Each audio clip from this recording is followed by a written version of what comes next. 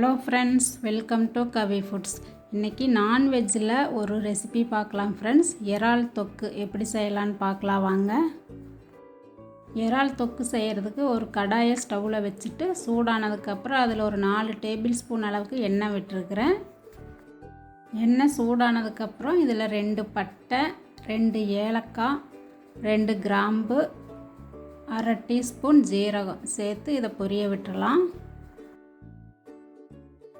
எல்லாம் பொரிஞ்சதுக்கப்புறம் இதில் 3 பெரிய வெங்காயம் பொடியாக நறுக்கி வச்சுருக்கிறேன். இதை சேர்த்து நல்லா வதக்கிக்கலாம். பெரிய வெங்காயம் வந்துட்டு நல்லா மெல்லிசாக நறுக்கிக்கோங்க, அப்போ தான் தொக்குக்கு ரொம்ப நல்லாயிருக்கும். இப்போது இது கூடவே ஒரு பச்சை மிளகாய் சேர்த்துடலாம். சேர்த்துட்டு இதை நல்லா மிக்ஸ் பண்ணி விட்டுட்டு கொஞ்சம் உப்பு சேர்த்து வதக்கிக்கலாம். வெங்காயம் சீக்கிரம் வதங்கிறதுக்காக உப்பு சேர்த்துக்கலாம். அதுக்கப்புறம் நல்லா கலர் மாறுற அளவுக்கு நல்லா வதக்கிடலாம்.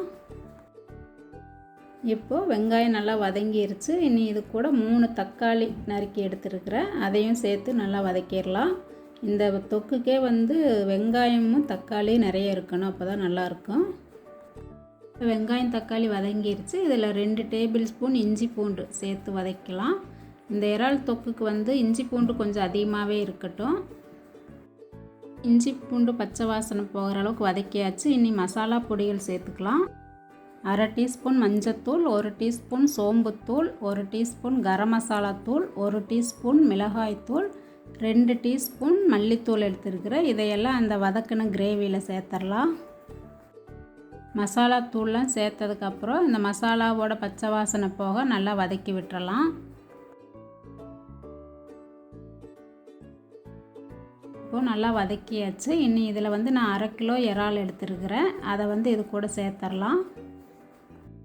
சேர்த்ததுக்கப்புறம் நல்லா மிக்ஸ் பண்ணி விட்டுருங்க.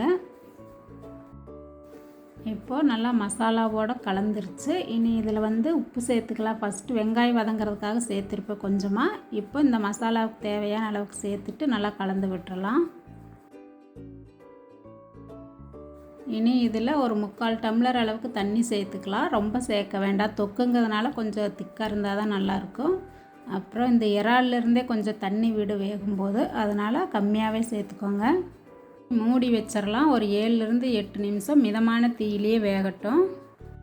இறால் ரொம்ப நேரம் வெந்துருச்சுன்னா சாஃப்டாக இருக்காது, கெட்டியாயிரும். அதனால் ரொம்ப கம்மியான தீயிலேயே வச்சு ஒரு 7லேருந்து 8 நிமிஷம் வேக விடுங்க. இப்போ பாருங்கள், தொக்கு ரெடி ஆயிடுச்சு.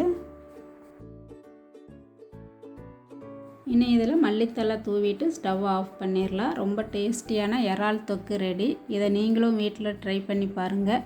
இந்த வீடியோ உங்களுக்கு பிடிச்சிருந்தா லைக் பண்ணுங்கள், ஷேர் பண்ணுங்கள். கவி ஃபுட்ஸ் சேனலுக்கு சப்ஸ்கிரைப் பண்ணுங்கள்.